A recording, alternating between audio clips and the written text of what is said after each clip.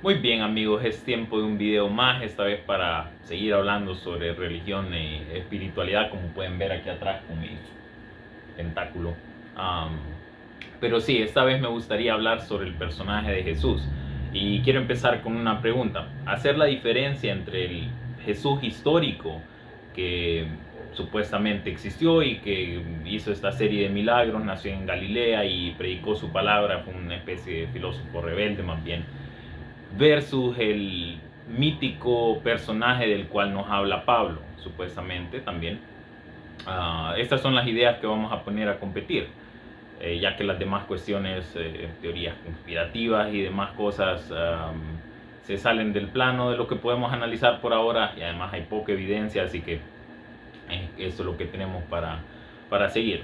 Pero sí, ¿por qué es importante esto? Yo digo, sí, es importante porque número uno, tenemos a esta serie de personas que literalmente creen en estas cosas y son 100% cristianos, creen ciegamente en esta serie de argumentos.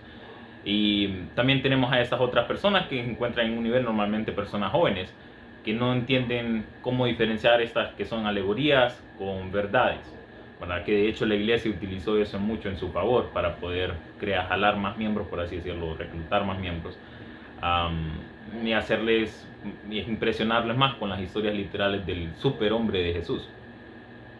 La cuestión es, si usted por ejemplo pregunta a su iglesia más cercana o al líder de su iglesia más cercana, padre, obispo, presidente, líder, lo que sea, la pregunta que hicimos en el inicio, la respuesta va a ser todas las veces referenciada a la misma Biblia, porque es la única fuente que tienen para poder referenciar y es la única que tenemos nosotros también.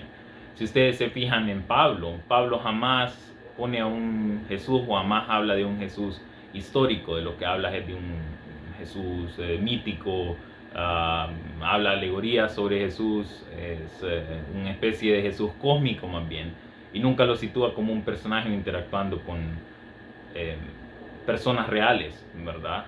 Y de hecho ese es el caso, porque de las epístolas que conocemos de Pablo, las demás son falsificadas, solo podemos confiar al menos en 7 epístolas de Pablo. Esa es la cuestión, estamos en un grave problema. Así que descartemos la historicidad cristiana por un momento, por cuestiones de salud mental más que todo, y centrémonos en la historicidad secular, en la que Jesús fue un mito, nada más una alegoría, y parte de lo que por lo menos podemos rescatar de los evangelios tienen cierto valor, tienen cierta verdad en ellos. Ahora, los cristianos no fueron los únicos que tenían su Dios que moría, resucitaba y salvaba a la humanidad. Por ejemplo, Osiris, el dios egipcio, simboliza lo mismo. Quienes se bautizan en la muerte y resurrección de Osiris tienen vida eterna.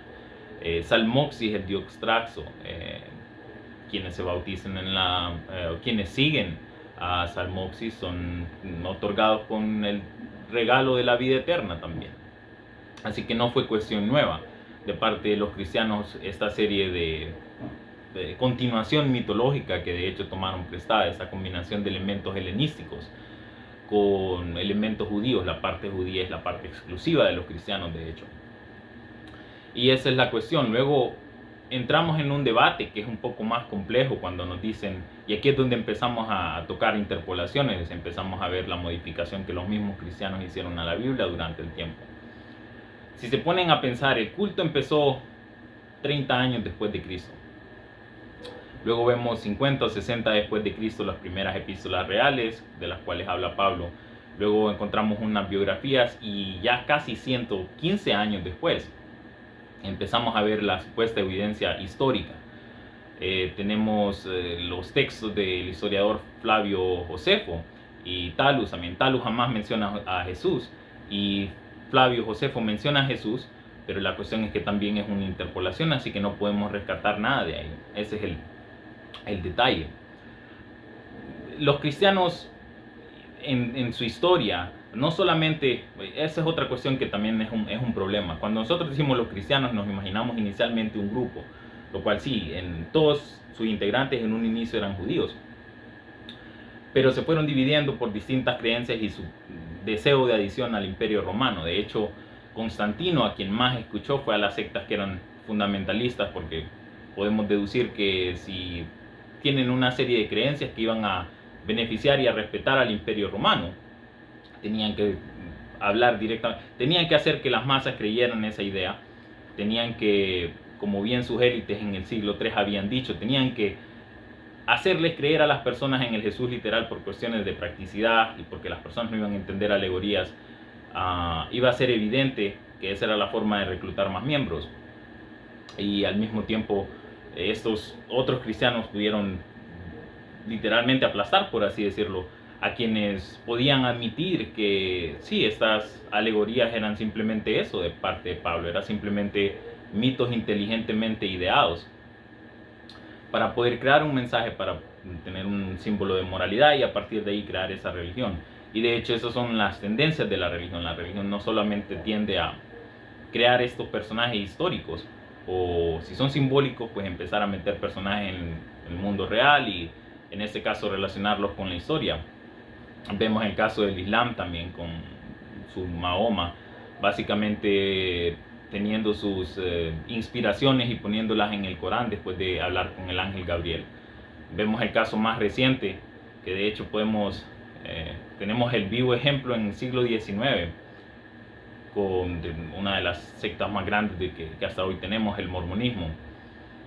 José Smith también tiene sus, digámosle entre comillas, alucinaciones o conversaciones, inventos a lo más, con este ángel Moroni. El ángel Moroni tiene estas planchas de oro que tienen la plenitud del evangelio y quedan reveladas en el libro de Mormón, ¿verdad?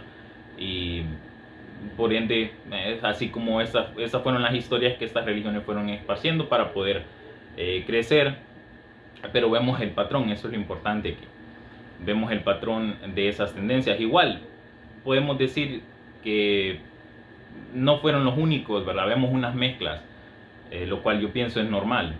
Lo difícil es, perdón, lo que no está bien es no entenderlo de esa forma. Por ejemplo, la mezcla de elementos helenísticos y elementos anatolianos, o bien podrían ser persas, y toda esta serie de combinaciones conformaron estas distintas religiones que hoy por hoy los cristianos no aceptan y no creen. Es como, sí existió nuestro Jesús de Nazaret, pero no existió Mitra, por ejemplo, o no existieron esta otra serie de dioses que ellos mal entienden en sus textos, especialmente los fundamentalistas, quienes son los más perdidos en todo esto, o evangélicos en este asunto. No entienden las transformaciones que fue teniendo su Biblia al pasar del tiempo, porque piensan que siempre es la palabra de Dios y que cómo iban a poder hacerlo si la misma Biblia dice que no pueden cambiar una serie de palabras de ahí porque todos irían al infierno. Bueno, esa idea de infierno fue la idea que los romanos adoptaron muy bien y pudieron crear disciplina. Aparte de eso, como rayos va a mantenerse un imperio si sus miembros no logran tener la obediencia, disciplina, y si no tienen esta serie de miedos imaginarios, por ejemplo. Pero sí, ese es parte de la historia del cristianismo, por lo cual podemos deducir que el Jesús real jamás existió, el Jesús histórico. Ese es nuestro problema.